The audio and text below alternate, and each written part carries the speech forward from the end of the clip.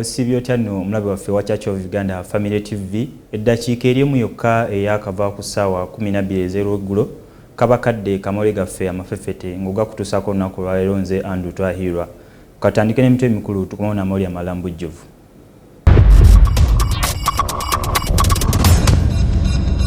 Leero mu mawulire AMAFEFFETTE okulonda kw'abavubuka kubadde kwokya bangi bakubiddwa kyokka wala kugenze bulungi. Ssentebe w'akakiiko k'ebyokulonda alabudde ebitongole ebikuuma ddembe mukole ogwammwe naye temudibaga kulonda. And I let me emphasize this. Is any member of those security services or forces? Gano n'amalala mangi togaswa mu mawulire AMAFEFFETTE.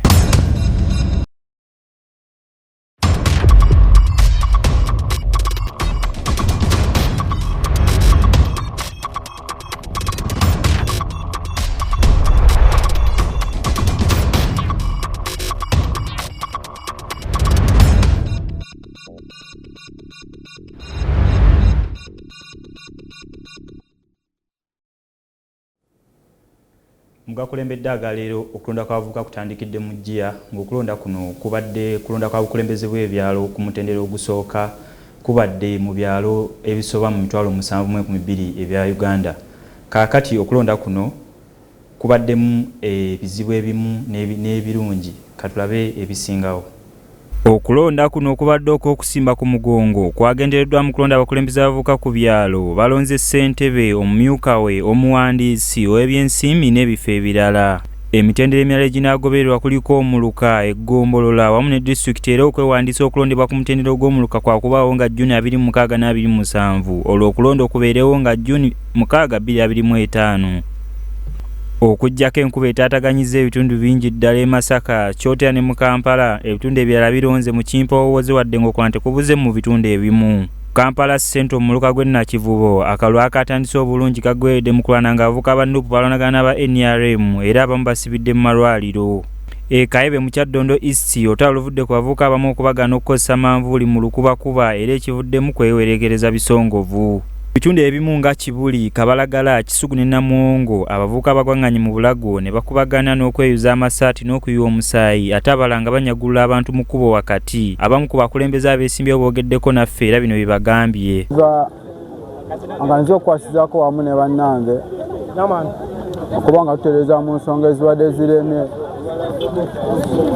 okuva watubaddeko ku bukulembeze banaffe twetaddeyo nga tebakola betwaki tebakola bekaki betwabatuma. Mu Bulenga B mu disitulikiti y'e Wakiso balonzi wa NUP n'awangula n'obululu 2 kyokka akulidde okulonda bwaganya okulangirira omuwanguzi biggweredde ku poliisi y'e Bulenga.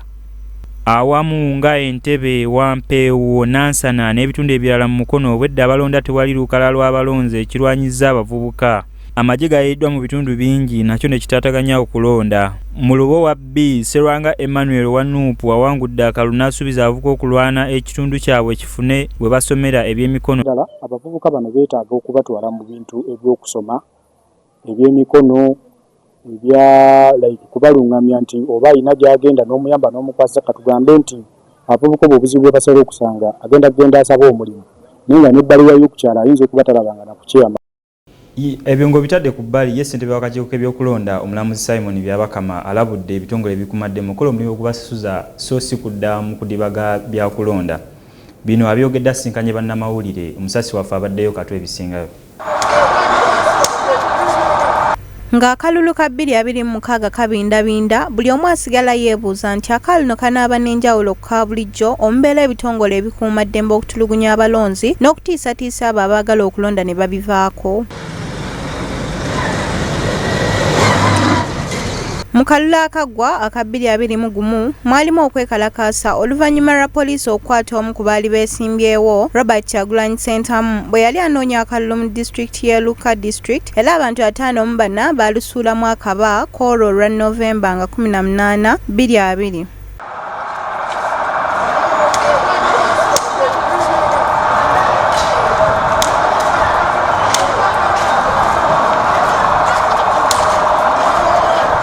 Sabalo tusasire eggwanga lidde mu butebenkevu bwekuba nga okukwatibwa kwa Bobi Wine kwe kwaviiriddeko Embeera y'emu ye yabadde ne mu Kalulu ke Kawempe North ak'okujjuza ekifo kya Muhammad Seggirinya abakungu ba JAT bwe baagwa ekiyifuyifu ku bawagizi ba NUP omuli ne yali yeesimba ebyokwerinda bataata baani aba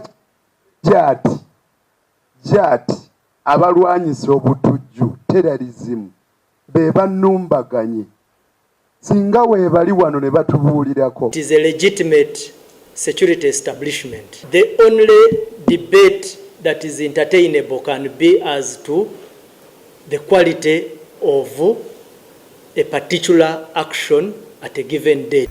Olw'okwewala emivuyo gino ssentebe w'akakiiko k'ebyokulonda alabudde ebitongole ebikuuma ddembe omuli poliisi, UPDF, JAT n'abamakomera okulekeraawo okudibaga okulonda era n'asaawa amateeka ebitongole bino ge birina okugoberera ku mulundi guno.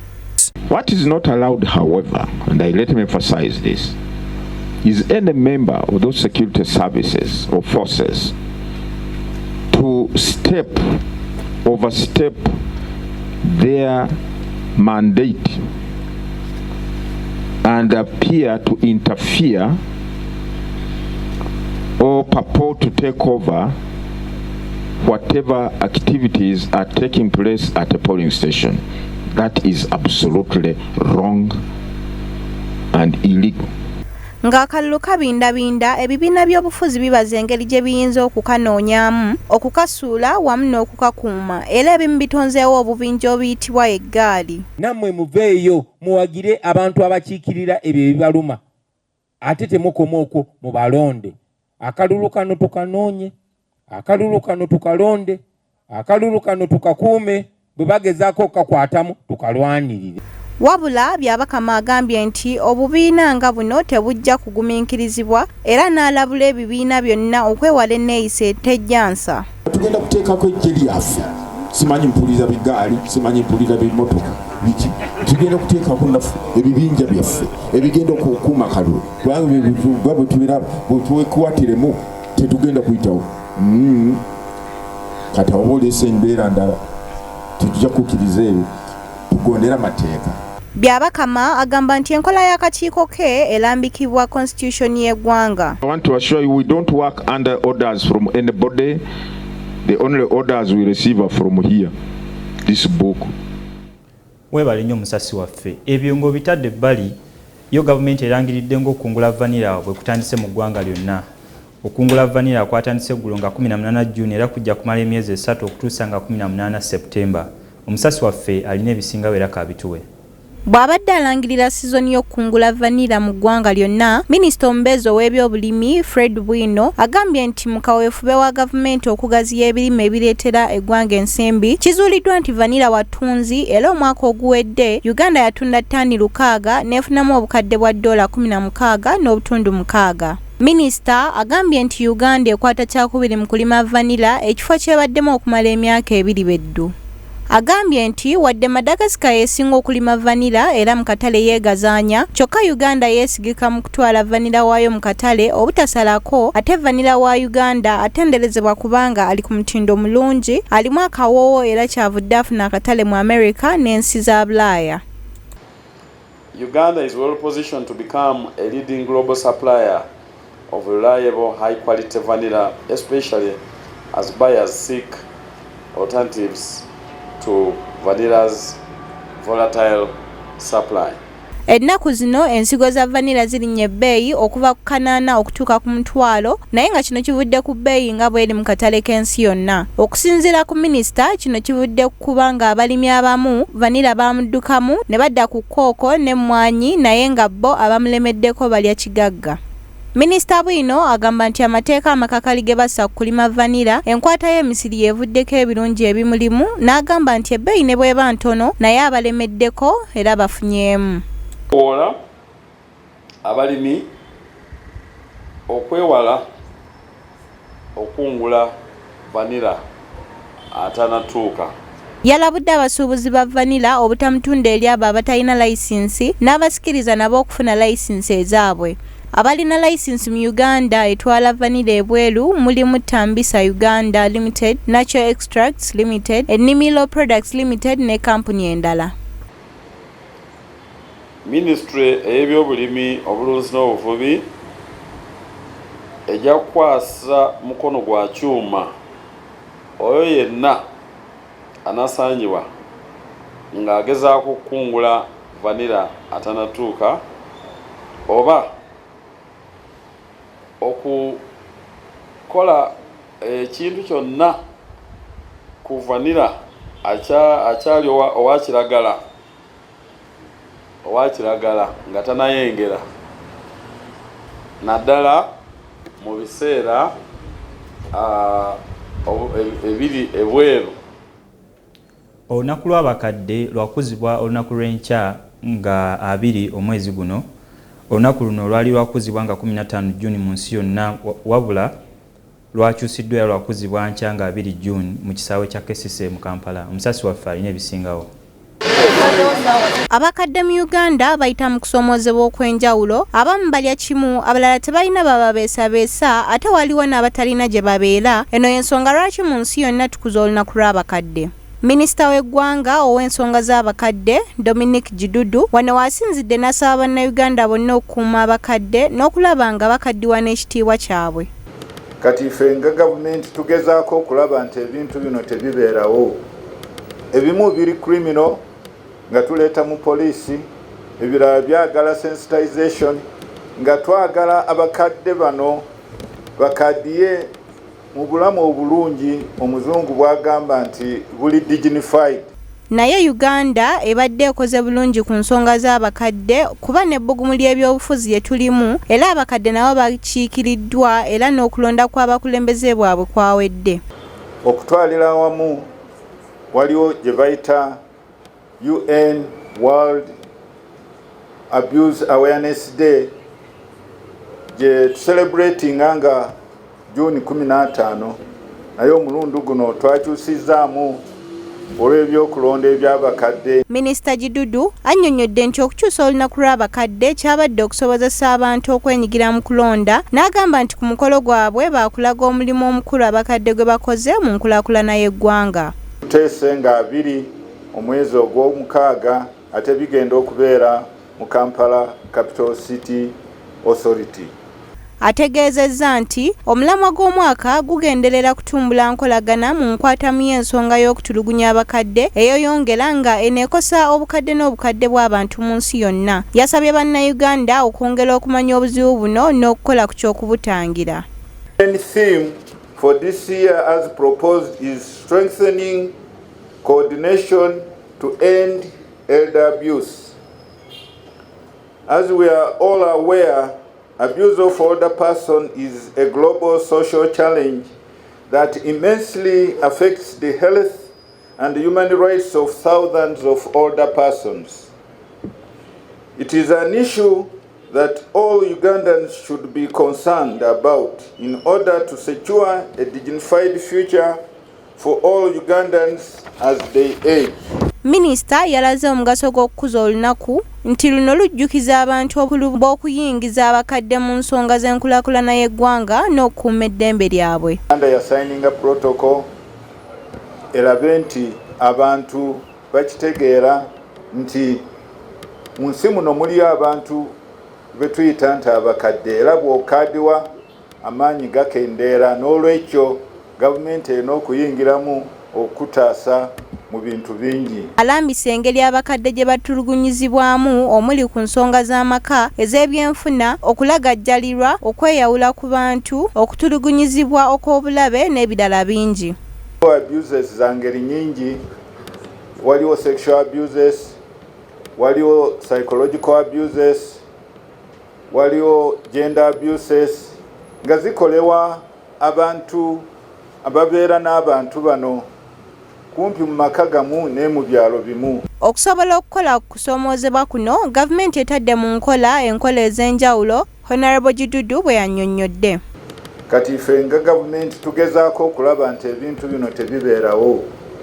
Ebimu biri criminal nga tuleeta mu poliisi, ebirala byagala sensitization. Olunaku lw'okumanyisa abantu ku kutulugunyizibwa kw'abakadde mu nsi yonna lwatandikibwawo ekitongole ky'ensi yonna ekivunaanyizibwa ku kuziyiza okutulugunyizibwa kw'abakadde n'ekitongole ky'ebyobulamu mu nsi yonna okumanyisa abantu mu nsi yonna ku nsonga ezivaako okuyisibwa obubi n'okulagajjalira abakadde. Okyali mulabi waffe mulungi w'amafeffete wabula katugendeko mukuumula tukomawo n'amawulire mbala mbujjuvu.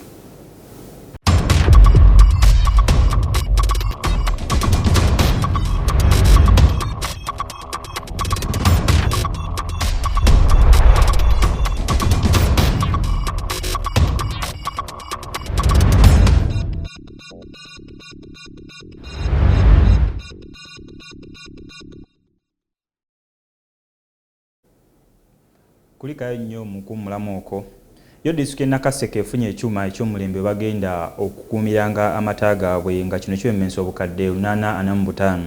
Ekifo kino omuli ebyuma ebipya eby'omulembe ebinyogoza amata n'okugakuuma kisangibwa mu ggombolola y'e Kannyogoga nga kyatongozeddwa omuwandiisi w'enkalakkalya mu minisitule ya gavumenti ez'ebitundu. Omusasi waffe abaddeyo nabyo katubifune. Ekifo kino ekyazimbiddwa wansi wa projekiti ya Local Economic Growth Support kigendereddwamu kutumbula bulimi na bulunzi mu Nakaseke wamu n'okugaziya akatale k'amata. Projekiti endala ezikoleddwa wansi wa projekiti eno mu Nakaseke mulimu okuddaabiriza oluguudo lwa Ggobero Migani Kagonji, Buwama n'olwa Gayaza Kalungu Mityomero, okuzimba obutale e Magoma n'akatale k'emmesi, ekyuma ekisunsula emmwanyi ekikwata n'ekyuma kya kasooli ekiwoko.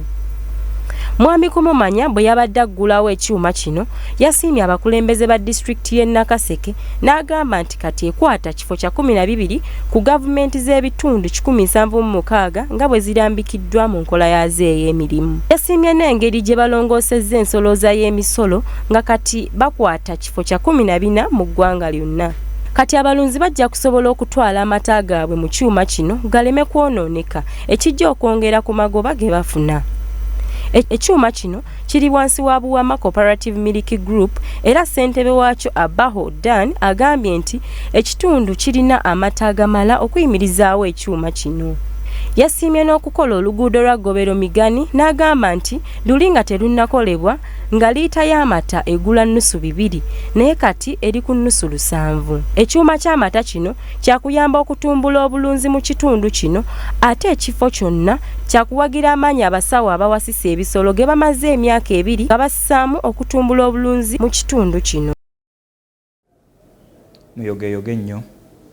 Mu kanyomero kaffe ak'olwaleero tuweetedde emboozi buli ddiini erina emboozi yaayo ey'okukkiriza ekwata ku lugendo lwe bayiseemu okutuuka we bali. Olunaku lwaleero essira tulitadde ku bulabirizi bwe Rwenzori obubaddewo emyaka egisoba mu 6 era bwe bwokubiri mu bulabirizi obukadde okuva ku bwennamirembe. Rwenzori obulolezi bwaitu tumanyisa abantu bonna. Bw'ogenda mu bugwanjuba bwa Uganda naddala okwetooloola ekibuga Fort Portal olaba ekitundu ekirabika obulungi eky'ensozi akawewa akalungi era akajjudde obulamu. Naye emabega wa bino byonna tolema kuzuula mboozi nzito ey'okukkiriza eyasimba emirandira mu nsozi zino n'ekyusa obulamu bw'abantu 10,000. Tutambudde mu bulabirizi bwa Rwenzori ekifo ekyafuuka entabiro y'enkulaakulana mu by'omwoyo mu buweereza wamu n'enkulaakulana y'amaka ng'omuwandiisi w'essaza Reverend David Tumwesigye bw'annyonnyola. In the formation of this diocese, it was started in 1960, 30th of June, and which it was established after the diocese in Uganda was split. And in history, it is the second diocese to be created after Namirembe diocese. And this comes when the Christian religion came into the Toro region in the 1896. Naye emboozi eno nno tetandikira awo. Edda ennyo nga tennafuuka bulabirizi, obukristaayo bwali bwatandika dda okuyingira mu kitundu ky'e Rwenzori. Twabuuzizza Reverend Tumwesigye enjiri yasooka etya okutuuka mu kitundu kino eky'ensozi. Reverend A.B. Fisher established a mission stationary at Kabarole, and this is the hill where we are situated, where the cathedral is and where the headquarters of the Diocese of Rwenzori is situated. And then the king of Toro, King Kasagama, was baptized after that time in Mengo, and him with his family prioritized having prayers, and through that the diocese in its formation was reborn and missionary work started going on until 1960 when Diocese of Rwenzori was inaugurated. Okuva ku mitendera gye egyasooka egy'enjiri okutuuka ku kutondebwawo kw'obulabirizi obujjuvu, Rwenzori ebadde eruŋŋamizibwa abakulembeze abalina okuyitibwa okutegeerekeka. Reverend Tumwesigye atutambulizza olukalala lw'abalabirizi abaweereza omuli n'omu ng'erinnya lye lyawandiikibwa mu byafaayo by'ekkanisa ya Uganda, Reverend Erika Sabiti. In the history of this diocese, we have many bishops who have served in, and to begin with, the first bishop to serve after its inauguration was the Bishop Erika Sabiti, who later became the Archbishop of the province of the Church of Uganda. In the Diocese of Rwenzori, he served in 1960 to 1971.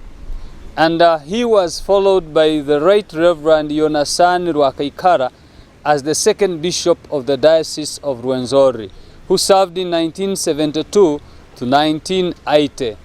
And later in 1981 to 1999, the Right Reverend Eustace Kamanyire,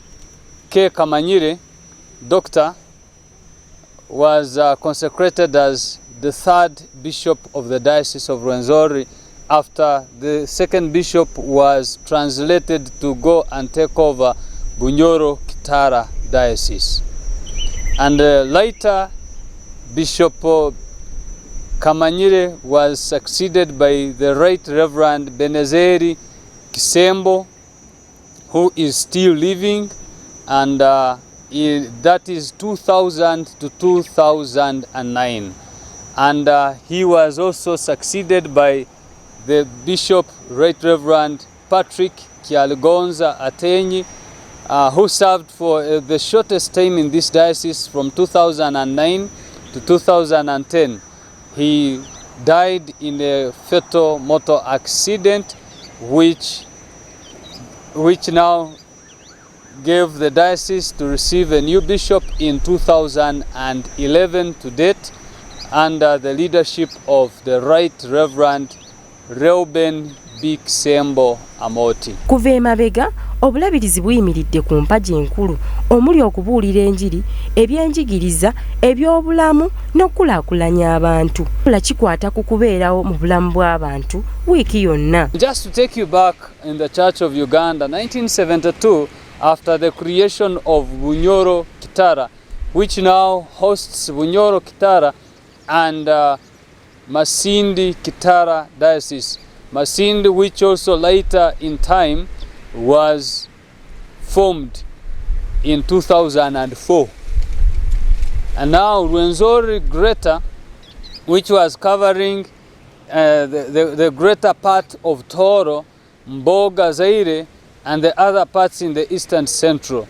Other dioceses began to be created, and since then the diocese has been in its formation and growing. In 2009, the Diocese of Rwenzori gave birth to the East Rwenzori Diocese, and that is the Kamwenge side, and Kitagwenda, which is East Rwenzori.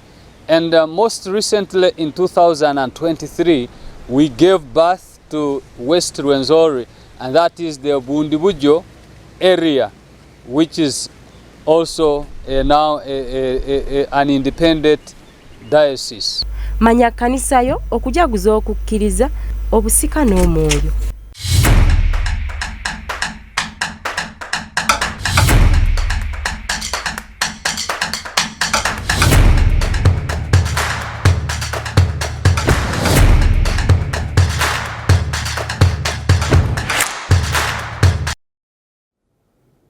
Obadde mulabi waffe mulungi ow'AMAFEFFETTE, wabula katusooke twejjukanye ebikulu ebibadde mu leega ffe aga leero.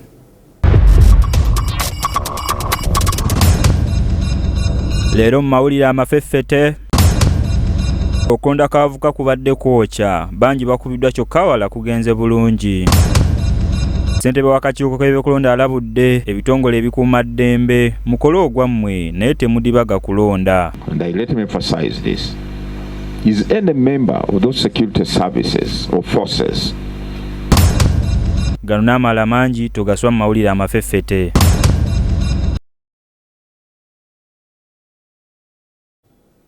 Weewaawo kwagaliza akawungeza akalungi nsigadde nze Andrew Twahirwa akakusomedde olunaku olwaleero.